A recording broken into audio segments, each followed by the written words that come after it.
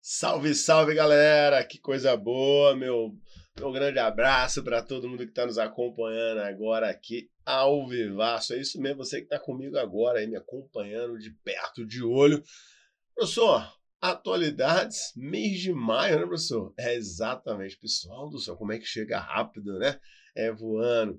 Bem, aquele meu abraço aqui, quem vos fala é o seu professor Otoniel Linhares. Estamos sempre juntos aqui, tá certo? Já quero aqui passar, deixar aquele abração com vocês. Acompanhe aqui, ó, na descrição do vídeo, várias informações bastante úteis ali para vocês. Se inscreva aqui no nosso canal, toque no sininho, galera, toque no sino. Toda vez que entrar aqui um colega, alguma aula ao vivo aqui no nosso canal no YouTube do Objetivo Concursos, você vai estar recebendo essa notificação. Você vai, opa, tá ao vivo, deixa eu correr lá para dar uma olhadinha, porque tem alguma coisa rolando lá no canal do YouTube do Objetivo Concurso. Então fique atento a isso.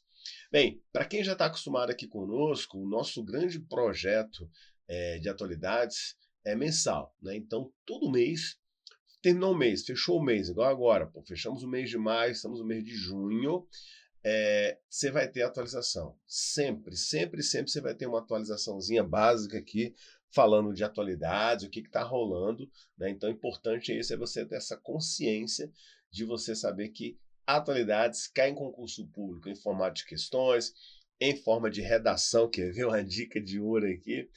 Se vocês deram uma olhada no concurso que teve, pelo menos, houve repercussão, né? Concurso da Caixa Econômica Federal. Vocês viram? Pois é, o concurso da Caixa Econômica Federal, que foi no domingo passado, né? A prova aí do concurso da Caixa, ele teve justamente um tema de redação que foi sobre mobilidade urbana, seus desigualdades, desafios e tudo, né?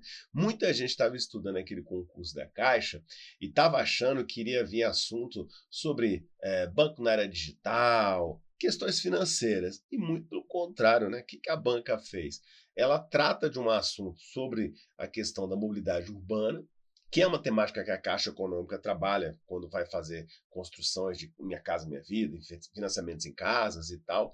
Então foi algo bem interessante que pegou muita gente de surpresa. Caramba, como assim? Né? É claro que, por mais que tenha locais aí, eu vi até alguns cursinhos, vi professores comentando, trabalhei com vocês.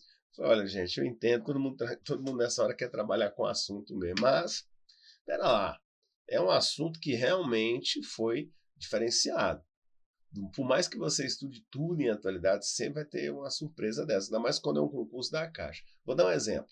Nós aqui que trabalhamos muito com as nossas carreiras policiais, qual é a temática assim que você já imagina, cara, vai vir alguma coisa, vai ter redação. Você vai pensar o quê?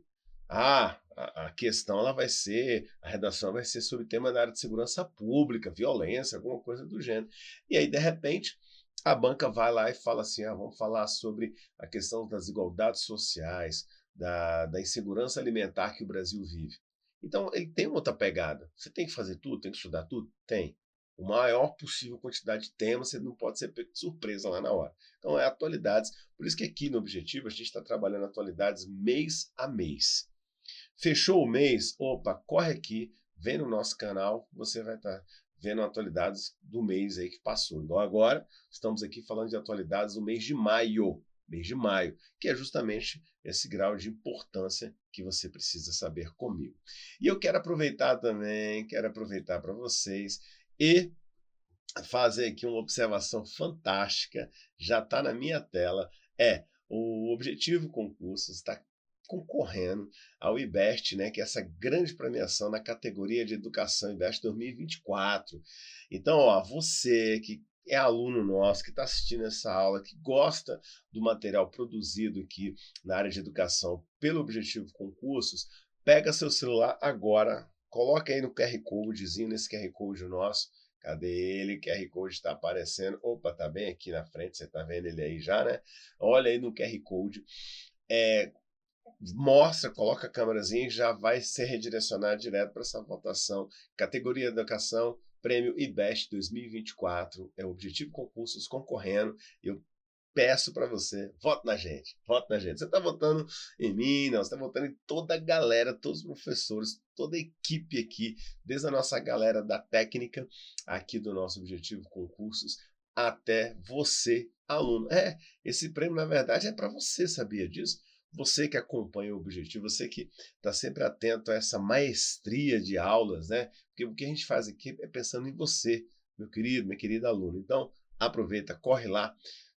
Eu estou vendo aqui pelo celular. Pega o celular emprestado de alguém aí, coloca o QR Code, pega, se você está com o seu celular aqui, ó, igual aqui, eu estou no computador, mas eu corro aqui, pego meu celular, puf, e se você está usando o seu celular, pega o celular emprestado de alguém e faz aqui, ó, que nem o seu professor Otoniel Linhares está fazendo agora, que eu estou aqui, ó, puf, cliquei, puf, e já vou votando. Exatamente, pessoal. A gente faz isso assim, ó, no tapa, no tapa, no tapa, tá bom? Então, conto com você nessa pegada para nos ajudar aqui também, beleza? Combinado, professor? Combinado, professor. Pode deixar que a gente está junto aqui. Coisa boa, turma. Então vamos lá, turma. Falando então nesse contexto de a nossa atualidade no mês de maio, peguei várias informações, vários fatos que aconteceram, tanto dentro do contexto no Brasil como no mundo, né? Para quem já acompanha aqui nossas aulas aqui de atualidades mensal, sempre gosto de fazer isso com vocês. Então aqui ó, já está na sua tela, Fatos do Brasil, mês de maio. Começando por aqui, gente, olha só. Enem dos concursos, hein? Enem dos concursos. A prova é adiada por chuvas lá no sul. Vocês lembram dessa tragédia começando, né, praticamente no mês de maio?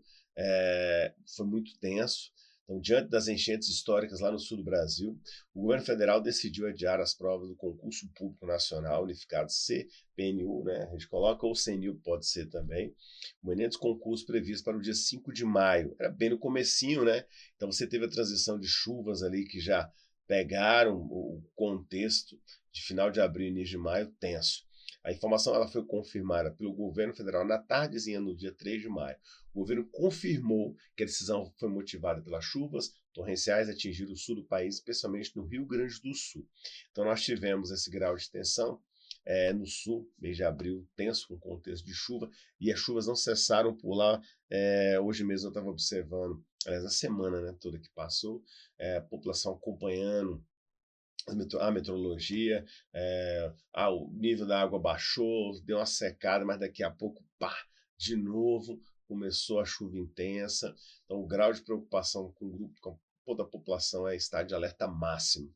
E aí, esse mês de maio começa com essa informação, essa transição que nós tivemos de chuvas, né, no finalzinho de abril aí, e agora essa questão como um todo, e continua. Hoje eles estão fazendo um trabalho de drenagem lá no Rio Grande do Sul. Professor, é um assunto delicado, triste, né? Mexeu e comoveu todo o Brasil, com certeza. A gente sente isso muito, mas muito mesmo. E eu quero aproveitar também e lembrá-los que essa é uma tragédia ambiental, né, pessoal? O Brasil hoje ele precisa fazer um trabalho de captação de águas pluviais assim urgentemente, para vocês terem uma ideia, uma noção muito clara disso. A gente precisa fazer um trabalho desse. E tem vários projetos aí já sendo desenvolvidos, inclusive na China. Vou falar para vocês sobre isso também já já. Além desse assunto, tem um outro assunto também que eu quero colocar aqui para vocês, que é justamente o segundo ponto nosso. Saques, né? Saques a lojas, ataques a barcos e resgate, insegurança agrava a crise lá no sul. Então, eu quis aproveitar ainda esse lance, esse ponto aí do sul, para a gente lembrar e combater esse tipo de vandalismo, né, de roubo, de coisa ruim. Saques às lojas, ameaças a socorristas e ataques a barco de resgate. Aí aconteceu, viu, gente? Incluindo um que levava policiais militares a bordo. Adiciona um componente de segurança à já dramática a situação dos atingidos pelas inundações em Porto Alegre, região metropolitana e boa parte do Rio Grande do Sul também. Então muita gente acompanhando, né, viu essa tragédia toda e aumentou, né, os saques, as socorristas no geral. O que a polícia militar está fazendo? Eles estão indo para cima, estão indo com tudo mesmo para combater. Então hoje, nos locais ainda mais afastados, é claro, como eu te falei, o nível da água já baixou bem, mas no começo do mês de maio, já estou falando de junho aqui, mas no começo do mês de maio, a polícia se deparou com essa insegurança. onde eles tiveram que entrar também em ação com embarcações, fazendo rondas armados, né, nas principais vias ali do sul, das cidades, municípios, porque pessoas invadindo casas, roubando outras embarcações, coisa assim assustadora, né? Eu diria para vocês, alucinante mesmo dentro desse fato e dentro desse assunto. Então fica aí esse nosso alerta para a gente pensar também nessa tragédia como um todo. E, como eu falei, o contexto hoje do Sul ainda permanece em estado de alerta máximo, máximo mesmo, nesse assunto. Então, atenção aí para a gente. O que mais, professor? Vamos lá. No terceiro ponto aqui do Brasil, eu coloquei essa ideia. Com chuvas, eu peguei as chuvas, aí joguei lá para o norte. O outro fator que está acontecendo, só que é na região Nordeste, olha só. Com chuvas caindo desde o mês de abril, o estado do Maranhão, gente, ele tem atualmente 30 dos 217 municípios em estado de emergência, viu? Em uma publicação nas redes sociais, o governador do estado do Maranhão, Carlos Brandão, disse que há imagens de enchentes do Maranhão circulando na internet nos últimos dias que são, na verdade, 2023. É claro que 2023 foi a coisa muito mais tensa, e o contexto de abril para maio, as chuvas foram intensas no Maranhão, mas não a ponto como ele fala do que aconteceu no ano anterior. Então, cuidado, alerta sobre isso também. Nós já estamos vivendo um estado de alerta altíssimo ao falarmos ali sobre a situação do Rio Grande do Sul. O Brasil está sentindo uma tragédia que trouxe doenças como leptospirose, por exemplo, inundações em vários pontos, pessoas que vieram a óbito. Então, o Brasil está em estado de alerta, e isso não só no sul, digamos assim, serve, né, de exemplo, mas para o Brasil inteiro. São Paulo, Minas Gerais, Belo Horizonte, vocês lembram que várias cidades mineiras, cidade como Ouro Preto, por exemplo, impactaram bastante com o período de chuvas, Sampa, né, Rio de Janeiro também já tivemos várias inundações. Então o Brasil precisa tomar uma atitude, o país, né? Aí eu me refiro não apenas ao governo federal, mas além do governo federal, é claro, mas aí você vem estratificando, você vai perceber essa noção pegando por parte dos governos dos municípios, dos estados, né? É uma grande alerta a nível nacional que precisa ser feito no Brasil. Então tá aí uma ideia boa para a gente pensar. A gente vai apresentar essa ideia também aqui. Outro ponto, pessoal, no Brasil está aqui, ó, ala intervencionista. Exploração de petróleo lá no Rio Amazonas. Essa imagem quer falar sobre isso, tá? Segundo analistas políticos, a indicação de Chambriard é vista, Chambriard, né, que é a nova, vista como uma vitória da chamada ala intervencionista do governo. Políticos que acreditam que o governo federal deve intervir mais ativamente na gestão da empresa. Então essa daí hoje a CEO, né, digamos assim, essa mulher, Chambriard, a mulher, ela é a representante máxima hoje da Petrobras. Então, está aí um estado de alerta para a oposição ao governo. Políticos que acreditam que o governo federal deve intervir mais ativamente na gestão da empresa para perseguir o objetivo do Estado. Em contraponto aos que acham que a Petrobras deveria ser gerida puramente seguindo preceitos do mercado, ou seja, acompanhando com o mercado internacional. E aí está chamando a atenção para a gente uma questão aqui lateral, que é o quadro amarelo aí, ó, os quadros em amarelo, mais acima do mapa, mostra o campo onde seria explorado o petróleo na bacia do Foz do Amazonas, tá, pessoal? Para vocês terem uma ideia. Então, eles estão pensando, esses quadradinhos aí, você está vendo? São pontos da área de pesquisa, já de estudo bem avançado, que estão atentos a esse contexto de exploração do petróleo. Então, a ideia e o governo ele pensa ainda com a cabeça, talvez eu diga para vocês, dos primeiros mandatos do presidente Lula, né, lá atrás. Os tempos mudaram. Primeira coisa que eu acho que a gente tem que pensar é o seguinte, né, professor? Os tempos mudaram. Sim, os tempos mudaram. Nós não estamos mais no Brasil de 2014, no Brasil de 2016, 2015, não. 2008, não. Hoje é outro Brasil. É o Brasil do século XXI. A gente precisa fazer um maior investimento, sim, na área do petróleo. E o Brasil não tem para onde correr. Ele tem que seguir, sim, o mercado internacional. Tem que avançar em mercados internacionais. E outra, não só isso. O petróleo, pessoal, você sabe muito, mas muito bem disso mesmo. O petróleo, gente, o combustível fóssil, ele também está entrando na fase das suas limitações. né? Estamos chegando a um ponto onde os combustíveis, a questão de energia elétrica, carros elétricos, estão se ampliando cada vez mais. Não vejo também que o petróleo vai ser o tipo de combustível que acabar. A gente não vai usar mais, não. Peraí, não é assim ainda, não. Já estamos reduzindo, a tendência é que a gente reduza mais ainda. Fique atento a isso, a gente vai reduzir mais ainda esse contexto do petróleo. Isso é um fato. Então, a pergunta é, o Brasil ano que vem, ano de 2025, nós vamos estar trazendo para cá a nossa chamada COP30. COP30, que vai falar só, que é chamada Conferência das Partes, né? E vamos discutir meio ambiente pra caramba. A ideia é que estamos dispostos, há uma disposição em fazer uma exploração de petróleo na foz do Amazonas, né? Que necessidade, sendo que nem conseguimos explorar direito o pré-sal, só para você ter uma ideia a respeito. Então são várias questões aí que estamos nos questionando, né? O tempo todo a esse respeito. Então fica aí, está de alerta. O que mais, professor? Vamos lá. O quinto ponto ali também, aí onde eu falo dessas alternativas das enchentes no Brasil. Inclusive, né, já pensando São Paulo, Rio de Janeiro, sul do Brasil, Minas Gerais como um todo. Como conter enchentes no Brasil? Segundo o criador das cidades esponja, barragens estão fadadas ao fracasso. Eventos atmosféricos extremos como períodos prolongados de fortes chuvas, inundações, como as ocorridas no Rio Grande do Sul nas últimas semanas, se tornaram cada vez mais comuns e intensos, segundo os cientistas. Para o criador do conceito de cidade esponja, você fala, caramba, professor, nunca ouvi falar desse termo. Pronto, você está ouvindo falar aqui agora e vai estar aí na sua prova logo logo. O arquiteto chinês Kong Jian Yu, a resposta está em parar de lutar contra a água e investir em soluções duradouras e baseadas na natureza. Temos uma escolha a fazer, investir em grandes barragens e diques que estão fadados a fracassar ou apostar em algo que é duradouro, sustentável e ainda bonito e produtivo, questionou o decano da Faculdade de Arquitetura Paisagista da Universidade de Pequim. Aí eu peguei aqui uma imagem, né, do que já tem por lá. Ó. Aqui é o Parque Sanya Mangrove em Hainan, na China. Foram projetados, né, pela equipe de Kongjian Yu. Então, ou seja, um projeto, né, um parque desse, onde é uma ideia de uma cidade esponja, um parque esponja, bem nos centros urbanos mesmo, né? Então, se você pegar e observar as grandes capitais brasileiras, né, a forma como elas estão hoje, a impermeabilização do solo, o impacto ambiental sobre toda essa região, está surreal, né, professor? Sim, está surreal mesmo. A coisa está surreal. Então tem que se pensar alguma coisa.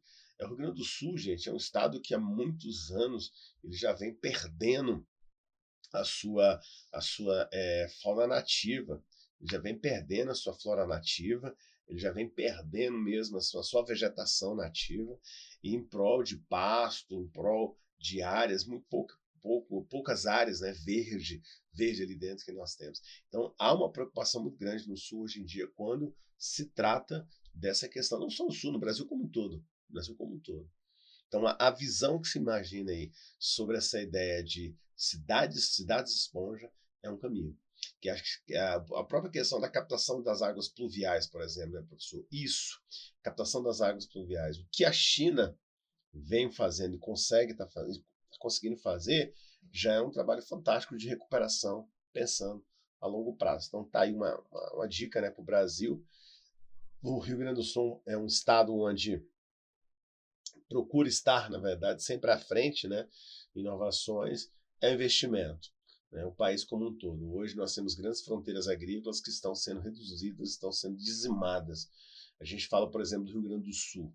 Se a gente pega o Sul ali como uma referência, é algo sério. E se eu vou lá para o norte, região amazônica, é o último franjão verde.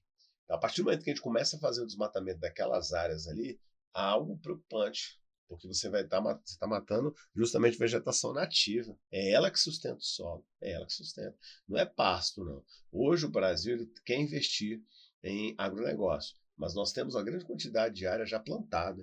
Então nós temos que melhorar essas áreas plantadas e melhor aproveitar as áreas que já foram desmatadas e não desmatar mais. Pensa nisso. Fala em pensar nisso, pessoal. Quero também já trazer aqui para vocês, né, um contexto para quem está chegando agora aí com a gente.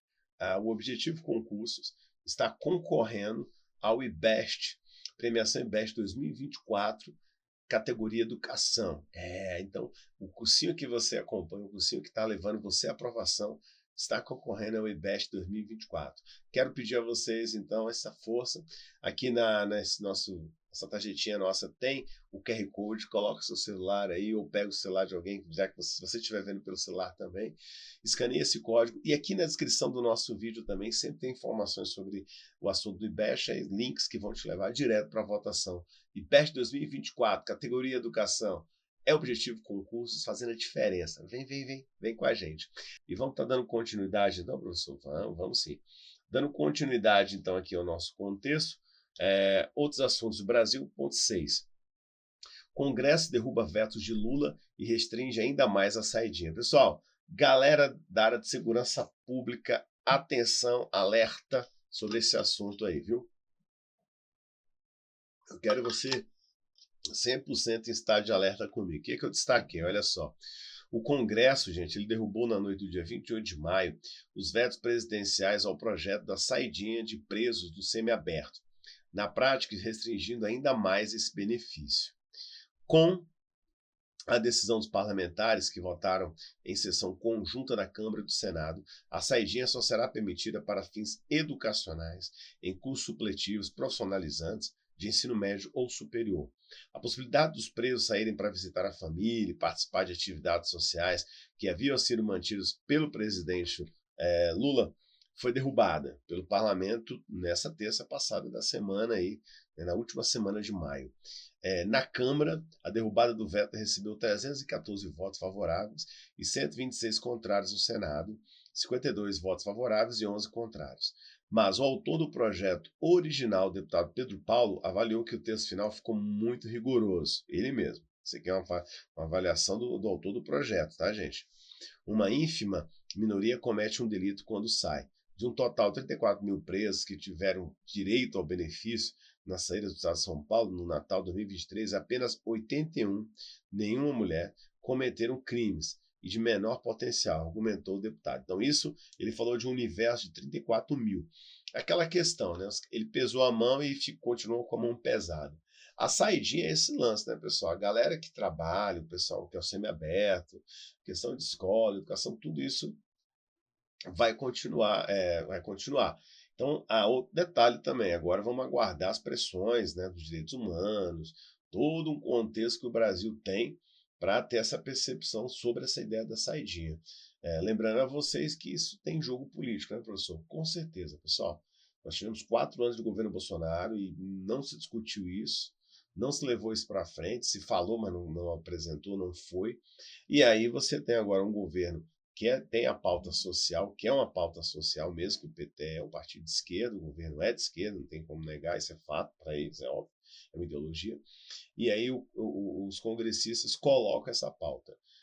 E é claro que vai abalar a estrutura social, aquela coisa toda, e o governo também fica de mãos atadas em algumas situações, que ele também não pode atacar o Congresso, né? Ele não pode chegar lá e falar, vamos atacar aqui o Congresso. Não, peraí, você tá atacando, se você ataca o Congresso, você está atacando o povo, né? Porque lá você tem os representantes do povo dentro desse contexto. Então, aí é algo a analisar mesmo, mas aí eu vejo que não vai ser por agora que a gente vai ter essa discussão. A oposição sai vitoriosa e a discussão ela amplia. É um tipo de debate que nem a gente falar sobre situações sobre maioridade penal. É uma pauta muito espinhosa também, mas tem que ser debatida. Lá no ponto 7, eu destaquei aqui a isenção para compras internacionais até $50. Vocês devem ter visto isso aqui também, né, rolando. Vai acabar, né?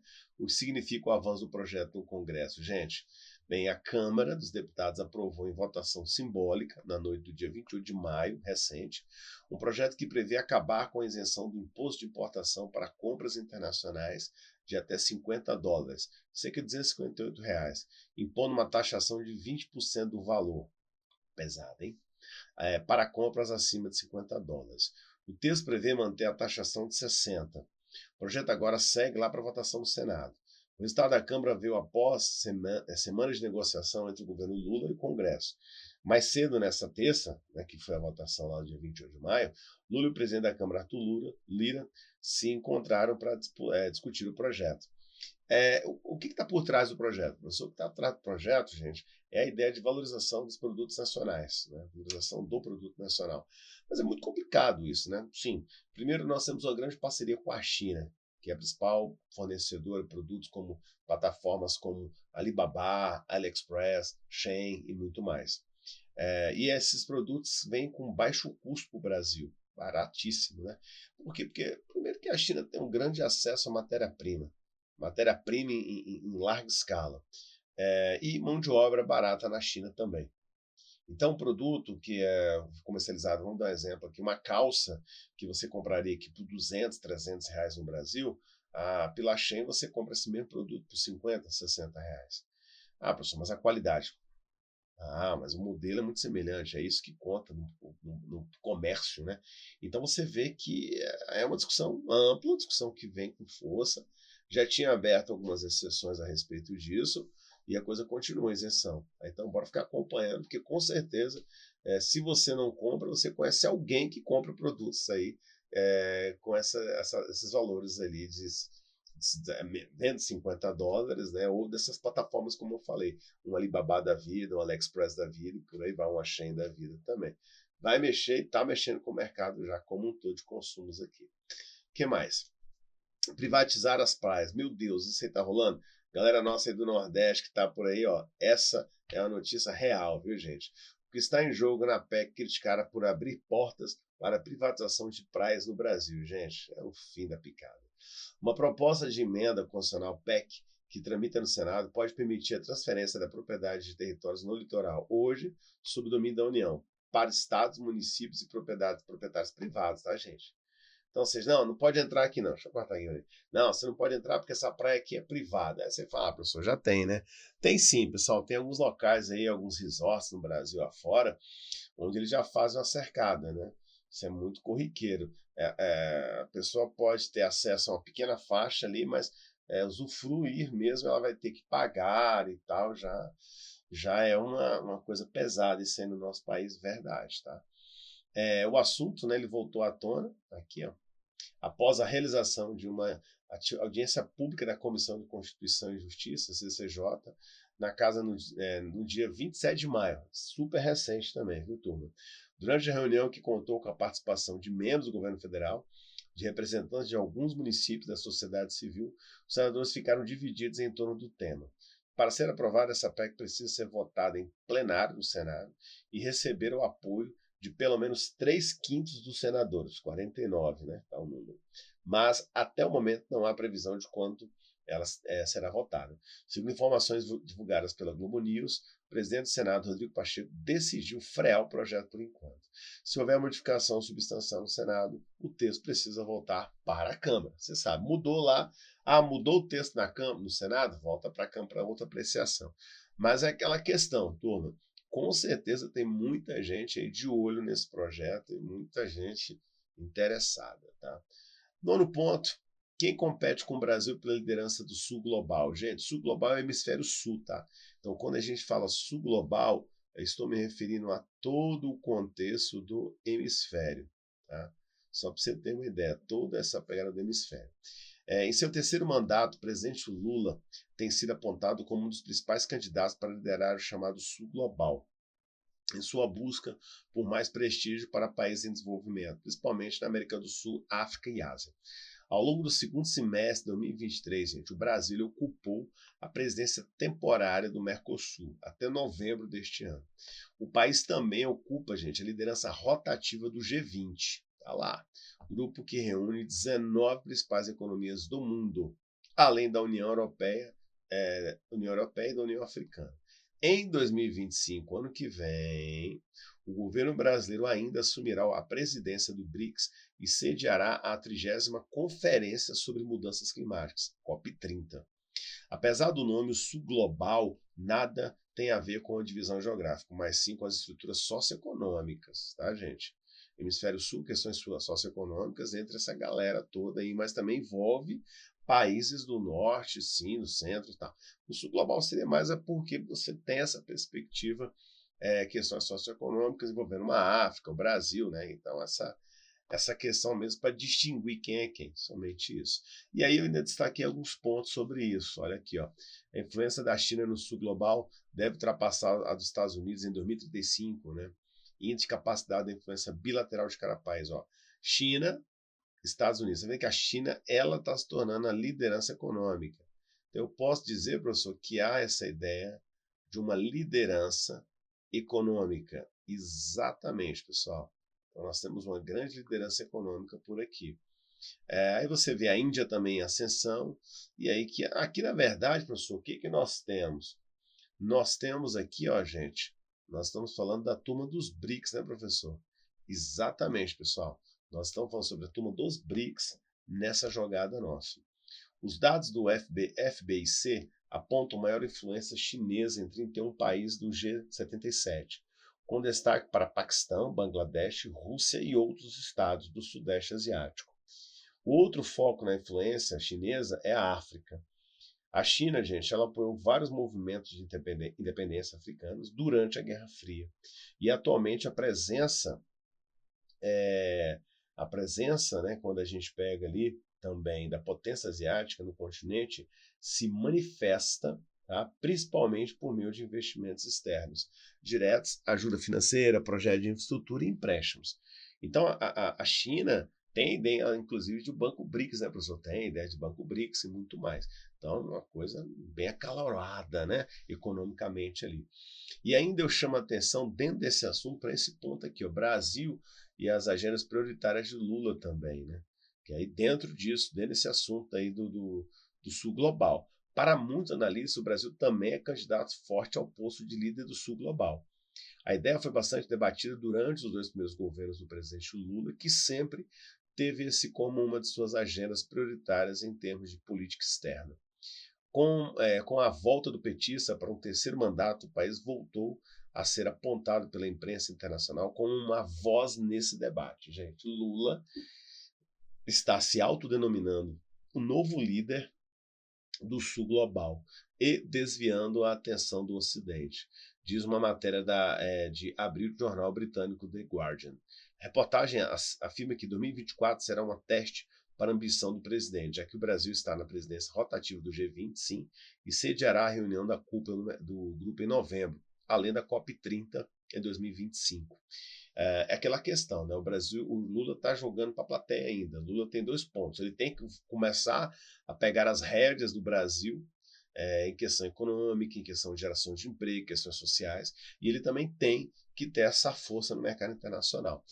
Quem já acompanha e sabe da história de Lula bastante nos governos dele, se não, dá uma lida aí, dá uma pesquisada por aí, os principais sites de informação e tal, história, livro de história também, claro. O Lula sempre foi um cara considerado como caixeiro viajante.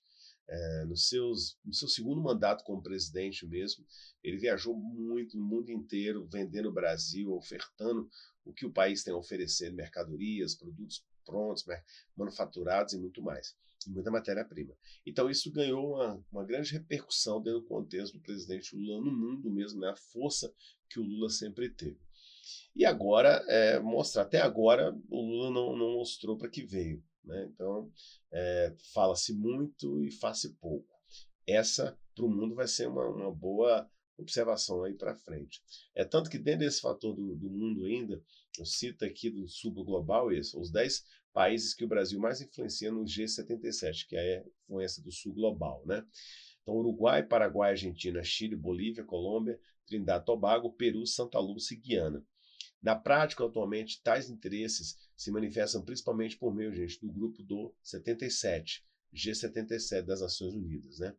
Formado por 134 países, o grupo afirma fornecer os meios para os países do Sul articularem e promoverem os seus interesses econômicos coletivos e reforçarem a sua capacidade de negociação conjunta em todas as principais questões econômicas internacionais dentro do sistema das Nações Unidas e promover a cooperação Sul-Sul para o desenvolvimento. Então, ou seja, você tem, quando eu falo do Sul global, eu me refiro aos países que estão, os países ricos, no norte, um exemplo, a própria China mesmo, a Rússia da vida, e o que ela vem a oferecer aos países aí socioeconomicamente, geopoliticamente do Sul também. Então, uma influência africana, influência sobre a África, influência sobre a Ásia, influência sobre a América do Sul. e deixar muito claro para você que hoje os Estados Unidos ele perde espaço no mercado internacional com a ascensão da China. E mesmo com a vitória de Donald Trump, gente, eu não vejo uma China enfraquecida, não, muito pelo contrário, né? Eu vejo os Estados Unidos recuado. Os Estados Unidos está perdendo muito. E é por isso que o Trump tem muita chance de ganhar. Porque o norte-americano, o norte-americano, aquele cidadão norte-americano mais tradicionalista mesmo, ele quer a coisa acontecendo, ele quer coisa braba mesmo. Ele, na cabeça dele, eles são os donos, os xerifões do mundo e não aceitam outro controle de ninguém. Tá aí essa visão. O que mais, professor? Vamos lá. Dentro do contexto, gente, de mundo agora, eu chamo a atenção aí, já coloco a China na jogada de novo, né? Pelo mapa, aí lá, pela imagem lateral, você já vê aqui, ó, olha aqui em cima, bem no cantinho comigo. A China, gente, ela tem negócios de mineração no mundo todo, tá, gente? Localização de projetos de lítio, cobalto, níquel e manganês, com participação chinesa. Ó. Eles estão presentes hoje no Canadá, nos Estados Unidos não, porque os Estados Unidos é relutante, mas eles estão presentes no Canadá com lítio e níquel, estão presentes lá no México também, extração. Tem Triângulo do Lítio, né, retirada na Argentina, eles estão retirando na Argentina, Bolívia, no Chile, você vê que não estão presentes no Brasil, mas estão presentes na Guiana, né, também, na África também estão presentes, no Mali, Gana, Gabão, estão tirando manganês da região como um todo, né, também, ali, muita coisa. Estão tirando cobalto lá da República Democrática do Congo, tirando da Zâmbia também níquel, né? Então, ou seja, na África eles hoje estão tirando lítio, cobalto, estão tirando níquel e manganês. Você pode ver pelas cores, tá, gente? E na Ásia, própria Ásia também, em Mianmar tem registrado de níquel, na Indonésia, Papua Nova Guiné, né? Papua Nova Guiné, na própria Austrália também, na Oceania, tem extração de manganês, extração de lítio também. Lítio você sabe que é para confecção das baterias, né? Bateria de celulares, de automóveis, muito mais. Então os caras são muito fortes ali dentro. Pela imagem, só pela imagem ali você já viu a quantidade. Então a China está ampliando. E lembrando vocês que eles não estão no Brasil. O Brasil tem fonte de níquel aqui. Vou dizer aqui onde eu estou mesmo, no Centro-Oeste, tem uma cidade chamada Niquelândia, que é fonte de níquel. Há um bom tempo teve uma queda lá, mas imagina uma empresa chinesa dessa aqui no Brasil. Os caras vão deitar e enrolar por aqui. O presidente da Colômbia, né, peguei a China, mas eu quero dizer um pouco da América Latina também aqui para a gente pensar. O presidente da Colômbia, Gustavo Petro, gente, ele anunciou no dia 1º de maio, começou o mês de maio tenso, né, que seu país vai romper relações diplomáticas com Israel. Inclusive, esse negócio de Israel está rendendo, né, pessoal? O anúncio do Petro ocorreu diante de milhares de apoiadores em Bogotá, capital colombiana, durante evento em comemoração ao Dia Internacional do Trabalho. Petro já havia criticado duramente as ações de Israel em Gaza e sua guerra contra o grupo islâmico Hamas. Mais de 34,5 mil palestinos foram mortos no confronto. Então, é um genocídio, né, que está acontecendo por lá. É claro que a situação hoje está ligada a Benjamin Netanyahu. Benjamin Netanyahu é o cara. O povo israelense também está refém dele, né? Vários grupos de Israel mesmo, né, judeus, estão querendo a saída, a retirada a todo custo do Benjamin Netanyahu do poder. O próprio israelense falou assim, ele está exagerando, ele exagerou demais. Mas ali, na verdade, o Benjamin Netanyahu ele quer ficar no poder. A guerra que está acontecendo lá, para ele está servindo para ele se perpetuar no poder. Essa que é a visão do Benjamin Netanyahu ali dentro. E vários países já estão começando a dar as costas para Benjamin Netanyahu e cobrando dos políticos israelenses um posicionamento, a retirada de Benjamin. Inclusive, a Corte Internacional está recebendo pedidos para que Benjamin Netanyahu seja preso pelas atrocidades que ele vem cometendo por lá. Você vê, os tempos são outros.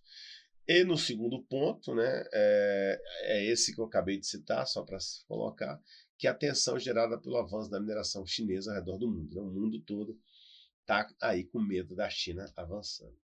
Terceiro ponto, que é a cloropicrina. É uma arma química, galera, da Primeira Guerra que Rússia é acusada de usar na Ucrânia. Desde a Primeira Guerra Mundial já tem essa arma e a Rússia está usando de novo. Aí a Rússia e suas loucuras, né? Os Estados Unidos, gente, eles acusaram a Rússia de usar armas químicas como método de guerra na Ucrânia, violando as leis internacionais que proíbem sua utilização. Autoridades do Departamento de Estado americano disseram que a Rússia ela usou o agente asfixiante, que é um gás, o cloropicrina, para obter vitórias no campo de batalha sobre a Ucrânia. A Organização para a Proibição de Armas Químicas, OPAQ, um órgão de fiscalização global que supervisiona a implementação da CWC, afirma que uma arma química é uma substância usada para causar morte ou dano internacional por meio de suas propriedades tóxicas. Como é um agente asfixiante, é a Rússia tentando usar mais desse jogo sujo deles ali naquela questão. 2 anos de guerra, gente, vai para o terceiro logo a tragédia. Quarto ponto, os Estados Unidos suspenderam, né, na semana passada o envio de carregamento de bombas para Israel, gente. Isso na penúltima semana de maio, tá? A preocupação de que o país realizaria uma grande operação terrestre na cidade de Rafah, no sul de Gaza, viu, gente? Lá no sul de Gaza, informou um alto funcionário do governo americano. O carregamento consistia em 1,8 mil bombas, 907 quilos, né? E 1,7 mil bombas, 227 quilos, afirmou a autoridade da rede CBS News, parceria da mídia BBC nos Estados Unidos. De acordo com essa fonte, Israel não satisfaz totalmente as preocupações dos Estados Unidos sobre a necessidade humanitária dos civis em Rafah. O que os americanos querem? Os Estados Unidos eles querem pacificar a região. Não adianta estar mandando bomba para a Rússia, né? Aliás, a Rússia mandando bomba para Israel o tempo todo, né? Provendo Israel de armamento e, no final das contas, parece que a coisa não está ajudando muito, né? Israel simplesmente está usando essa força para manter Benjamin Netanyahu cada vez mais no poder. Então, para os americanos, Estados Unidos, isso não está legal. O que mais?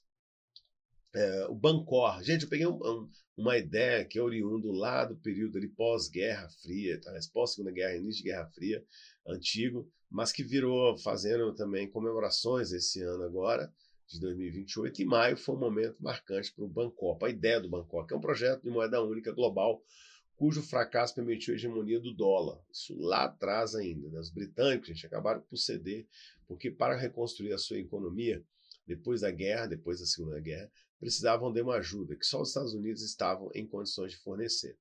Então, gente, o Bancor representa lá após o final da Segunda Guerra Mundial, e aí veio essa ideia, né? E este ano de 2024, né? Uma lembrança da ideia do Bancor. Um dos representantes britânicos em Bretton Woods resumiu claramente a razão. Precisamos do dinheiro, que era o dólar. A ideia do Bancor, gente, ficou para sempre arquivada nas gavetas da história. E desde então a economia mundial movimenta-se principalmente em dólares. O dólar é a moeda de referência mundial, mas a história poderia ter sido diferente. Essa é a ideia do Bancor, né, que seria uma ideia, né, de banco único, uma moeda única, hegemônica no mundo inteiro, fosse resolver. Mas, de qualquer forma, não diretamente, mas você tem o dólar, né, sendo a moeda de referência. Então, tudo que a gente compra na internet, você tem a referência em dólar do produto também. Aí, economia um pouquinho de Bancor. Sexto ponto, eu destaquei quem era Ebrahim Raisi, né, presidente do Irã, morto em acidente de helicóptero. Recente também, viu, gente? O presidente do Irã, Ebrahim Raisi, que morreu em um acidente de helicóptero no domingo passado, era considerado um clérigo linha dura, muito próximo dos líderes do Supremo do Irã, o Ayatollah Ali Khamenei. A sua eleição em 2021 consolidou o controle dos conservadores sobre todas as partes da República Islâmica.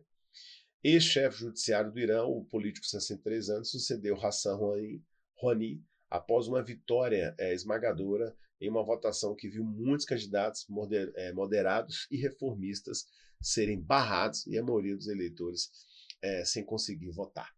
Então, quando se fala do contexto do Irã como um todo, o que vem na nossa mente é um país ditatorial de fato, né? E não podemos negar que o é também, né? E mortes estranhas acontecem lá o tempo todo, e essa é mais uma. Outro aspecto que eu quis lembrar também do mundo é o comércio ilícito, né, com a China aí, que alimenta a insurgência em Moçambique. Você viu a China em busca de metais e também Moçambique, a China está presente, olha só.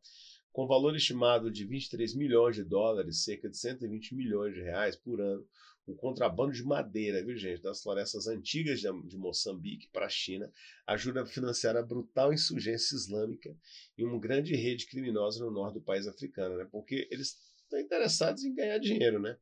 Esse grupo moçambicano, e está vendendo madeira para a China.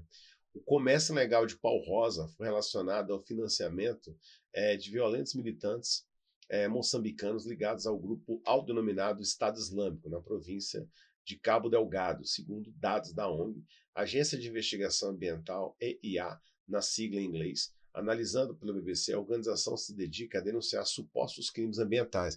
E muitos desses crimes são feitos na surdina, né? Pau rosa, gente, é um nome comercial comum que identifica diversas espécies de madeiras nobres tropicais muito valorizadas na China para a fabricação de móveis de luxo.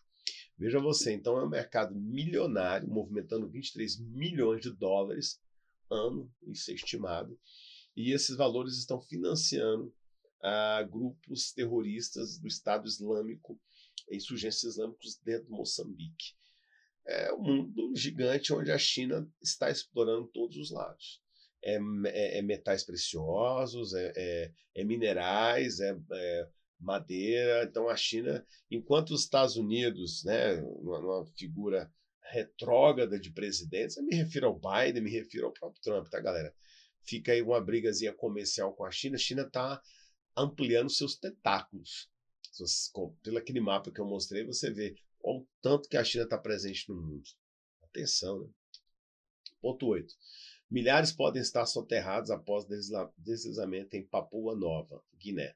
Aqui, galera, eu trago a ideia de meio ambiente nessa questão, nessa ideia. O número de desaparecidos após um enorme deslizamento de terra em Papua Nova Guiné é estimado em milhares, segundo uma agência governamental local. O diretor interino do Centro Nacional de Desastres do país, Lucette Lazo, né, nesse caso ali, né, já afirma logo, em comunidade que os pareceres atuais apontam provavelmente mais de 2.000 pessoas, né, 2.000 pessoas tenham sido soterradas após o desastre no dia 25 de maio. Então, realmente, uma tragédia, né? No entanto, aí como ele aponta, tem sido difícil estabelecer um número exato de vítimas e as estimativas variam muito, uma vez que os esforços de resgate estão caminhando muito lentamente. Então foi uma tragédia também. A exemplo do que nós vimos aqui no Brasil, com a questão do Rio Grande do Sul e Nova Guiné, essa tragédia aí que aconteceu com eles lá. Nono ponto, eu coloco o Trump na jogada, né? Ele é condenado por ocultar, recente também, gente, foi agora essa notícia, agora dia 30/5, quinta-feira, para ser mais exato, né? Trump é condenado por ocultar pagamento à atriz, gente, pornô, Stormy Daniels. O júri considerou o ex-presidente dos Estados Unidos, Donald Trump, culpado por falsificar registros financeiros para ocultar um pagamento secreto feito à ex-atriz pornô Stormy, pouco antes das eleições de 2016. Com a decisão dessa quinta, agora dia 30/5, Trump se torna o primeiro ex-presidente americano a ser condenado por um crime e ser candidato e pode ser presidente condenado. Sua pena ainda será definida em 11 de julho, poucos dias antes da convenção republicana, quando ele deverá ser confirmado como candidato do partido à presidência. Trump deve ser o primeiro candidato de um grande partido a concorrer à Casa Branca como condenado.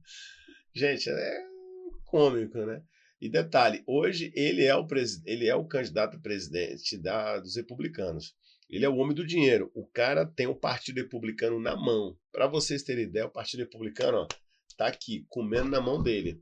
Então, como o Partido Republicano está comendo na mão dele, não tem para onde correr. Automaticamente, a população vai continuar, vai votar nele. E vou além. Sim, ele pode se tornar um presidente condenado.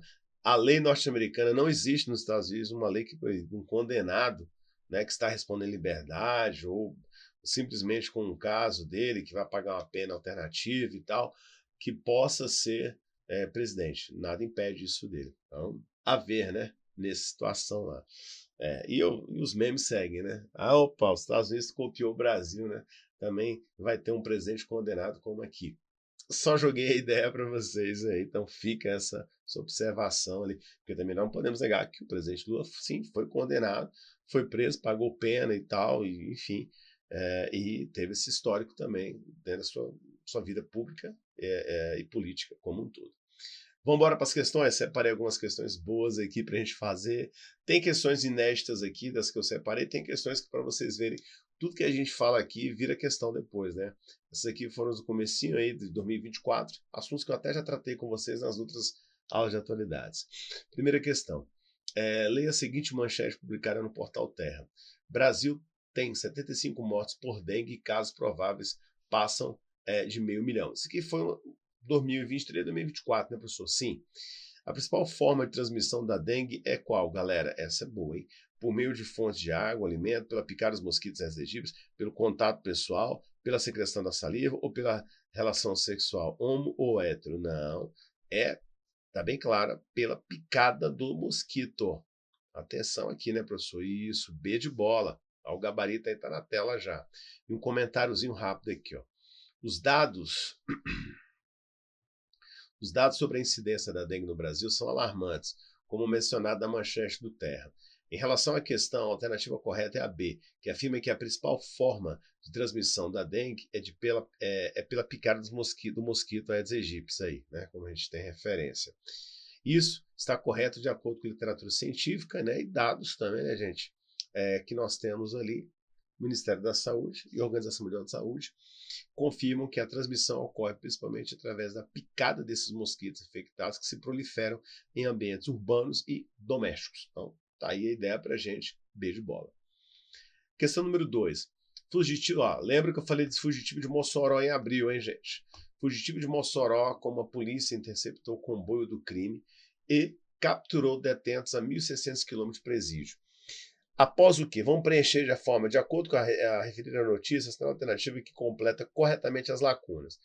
Polícia Federal, né, ele completa todo o fato. Vamos começar a completar? Então essa daí, pessoal, vai lá no item A. Vamos lá? Após 50 dias de busca da Polícia Federal e a Polícia Rodoviária Federal, recapturaram nessa quinta-feira, dia 4 de abril, né, gente? Os 2 detentos que haviam escapado da Penitenciária Federal de Mossoró, Rio Grande do Norte. Eles foram encontrados em Marabá, a 1.600 quilômetros do local da fuga, na ponte que atravessa o rio Tocantins, na BR-222. Rogério da Silva Mendonça, 35 anos, e Davidson Cabral Nascimento, 33, fugiram em 14 de fevereiro. A fuga foi a primeira registrada no sistema de 5 presídios de segurança máxima, que existe desde 2006 e é administrado pelo governo federal. Então, item A. Gostou aí? Completei a lacuna já pensando em vocês. E eu tinha tratado desse assunto com vocês aqui em abril, lembra? Quando a gente fez Atualidades do mês de abril, eu falei desse caso, e aí, você viu, já virou questão de concurso. Então, tudo que eu falo aqui agora no mês de maio, mês que vem já tem questão. Se liga. Vamos lá. Questão número 3. Em 2024, a dengue tem assustado, de novo, dengue saúde, né, pessoal? Foco aqui muito pesado nessa questão.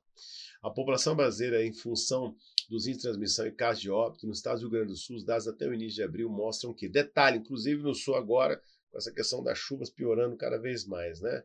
Indicaram que os óbitos já ultrapassaram o quantitativo de 2023 inteiro, que foi 54 mortes. Sim, verdadeiro. 2. Arroio do Sal está no rol dos 466 municípios com infestação da doença. Sim, está. A faixa etária mais atingida com casos confirmados é de 20 a 29 anos. Já de óbitos ficam entre 70 e 79. Sim, correta a ideia. O gabarito é. Lembrando a vocês que essas informações do Sul estão vindo muito à tona, então você está enxurrada assim, de questões, assim, um festival de questões sobre o Sul. Atenção também a esse ponto aí com a gente. Próxima questão nossa, 4. Vamos lá. Qual evento esportivo será sediado na França no ano 2024? Professor, isso é de graça. Tá falando o tempo todo na mídia, né? Sim, olha aí, Olimpíadas, né, professor? Isso mesmo. As Olimpíadas, né, que tem sua origem em Atenas, acontecerá em Paris em 2024, pela terceira vez na história. Paris também sediou os Jogos em 1924, 1900, você vê já muitos anos, né, agora, nós temos aí 100 anos, né? 100 anos, né, professor? Da última vez, né? A edição 2024 contará com 10.500 atletas, gente. Cerca de 206 países disputando os 28 esportes diferentes, como um número igual de atletas masculinos e femininos, totalizando 5.250 de cada sexo. Bem interessante, né? Uma novidade. Última questão do nosso bloco aqui. Qual país, devido à sua ascensão econômica e diplomática, é considerado um concorrente potencial do Brasil pela liderança do Sul Global? Ah, professor, essa é de graça. Chile, Peru, Catar, Emirados Árabes ou Bangladesh? Nesse bloco aqui, a gente chama atenção para Catar. O Catar, devido à sua riqueza econômica e crescente influência diplomática, é considerado um concorrente em potencial do Brasil pela liderança do Sul Global. Sim, né? Questão de compra de produtos, internacionalização e muito mais que nós temos ali. Bem, galera, espero que vocês tenham gostado dessa nossa atualização do mês de maio. Lembra que todo mês, fechou o mês, eu, professor Otoniel Linhares, estarei aqui no Objetivo Concursos, atualizando vocês com notícias de cada mês. Dessa forma você tem uma revista digital de atualidades mesmo, online, né? Em vídeo e tudo, áudio, vídeo, imagem, escrita e muito mais para vocês estarem estudando os seus concursos, para o concurso de vocês a matéria que tem atualidades, aliás, o concurso que tem atualidades, eu tenho certeza que estão preparados. Deixa aquela dica de novo, se você não está me seguindo, me segue lá, pode procurar lá, @professor Otoniel Linhares, tá? Ou pode colocar também @radar atualidades, que sou eu também, é só marquinha lá no meu Instagram. E aqui o nosso Objetivo Concursos, né? Corre lá também, que nós estamos todo mundo junto e misturado ali, fazendo toda a diferença para você.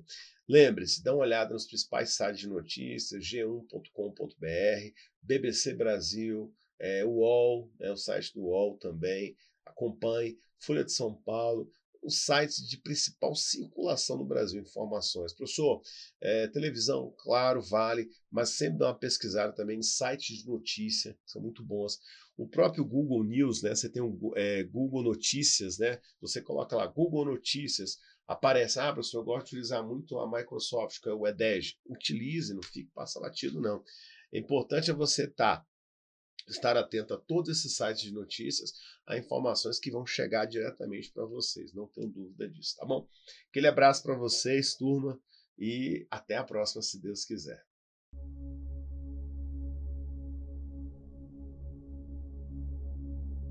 Rapaz, é uma sensação única.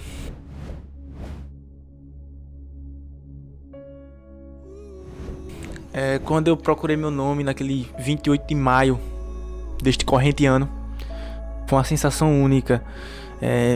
Só sabe quem passa. Não tem como dizer assim como é tal, porque você vai sentir. Véi, eu vou dizer o que é universal. O estudo, ele vale a pena. Eu nunca vi alguém dizer que se arrependeu de estudar, velho. Nunca vi. Boa. Eu quero dizer, eu perdi meu tempo. Tem uns que se arrependeram de não estudar, né? Tá, viu? De não estudar, né? Pô, não vou esperar sair a banca. Não vou esperar sair o edital depois. Não vou esperar sair só o próximo, porque nesse não dá. Aí fica o ciclo eterno, né, velho? Eu não consigo entender essa galera. Então não é sonho, né, bicho? Não é sonho. Eu não consigo enxergar isso como um sonho, um cara que só bota desculpa, não. E fui uma das primeiras alunas do Objetivo Concurso. E eu só posso dizer que valeu muito a pena, apesar do cansaço, apesar de que foi bastante difícil, não posso dizer que foi fácil, mas eu estou como concursada do INSS há 6 anos hoje. E assim, tudo na vida é esforço, né? Não adianta querer que o resultado venha rápido, porque muitas vezes não chega a vir rápido, né? Mas caso para você o resultado não chegue de imediato, continue persistindo, continue estudando, porque conhecimento só se acumula e uma hora vai chegar a sua vez na fila, como chegou para mim. Em 2017 eu comecei a estudar para concursos públicos, no preparatório Objetivo, do meu grande amigo Lucas Neto, e consegui, graças a Deus e a todo o esforço e todo o pessoal que me acompanhou no meu esforço e tudo mais, a aprovação no Ministério Público da União e hoje eu sou servidor público federal. Então vamos começar a estudar, vamos se dedicar ainda mais, não vamos desistir, vamos correr atrás e mudar de vida, que assim como eu pude mudar de vida, vocês também podem. Um abraço a todos. Passando para agradecer toda a equipe do Objetivo Concurso pelo site moderno, aulas de PDF direto ao ponto e me tornar um candidato mais capaz. Ao Lucas Neto pela democratização do estudo para concurso. E eu vou junto com o Objetivo até a próxima aprovação. A ação foi muito boa, eu me esforcei bastante, eu abri mão de muitas coisas que eu sempre gostei de fazer para poder enfrentar de corpo e alma. Se você não tiver um caminho certo para seguir, você fica meio perdido. É muito esforço, é muito doído, a gente passa por vários momentos difíceis, mas isso aqui é muito gratificante, a gente saber o resultado da batalha. Eu me tornei outra pessoa, eu vi outro mundo, outros horizontes. Eu me achava que eu era uma simples dona de casa. E eu vi aqui no Objetivo, eu me descobri outra Larissa, outra pessoa. Eu vi a minha capacidade e eu não acreditava e ele sabe disso. Porque eu cheguei aqui falando nomes como fracassado, eu era altamente negativa e o professor Lucas, de uma certa forma, me moldou. Eu vim aqui falar, primeiramente, não desiste dos seus sonhos, cara. Não desiste dos seus sonhos, vai ter o preço. E a primeira coisa que eu queria falar é que eu assisti às aulas e já pensando, cara, eu não posso, mesmo que eu não passe, mesmo que eu não consiga, eu tenho que agradecer o Lucas Neto, toda a equipe do Objetivo,